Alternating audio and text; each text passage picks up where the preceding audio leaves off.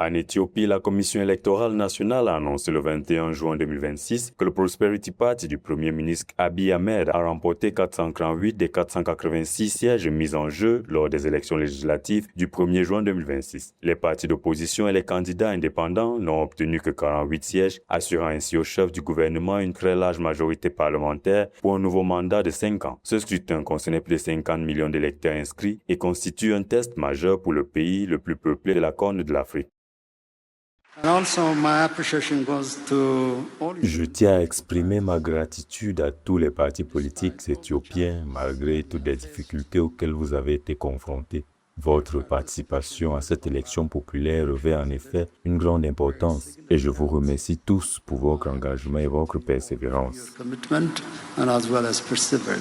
Cette victoire intervient toutefois dans un contexte sécuritaire fragile. Le vote n'a pas pu se tenir dans plusieurs circonscriptions en raison des tensions persistantes dans certaines régions du pays. Le Tigré, encore marqué par les conséquences de la guerre civile, a été exclu du processus électoral, tandis que des violences ont également perturbé le scrutin dans certaines zones des régions d'Amara et d'Oromia. Ces absences expliquent pourquoi l'ensemble des 547 sièges du Parlement n'a pas été pourvu lors de cette consultation électorale.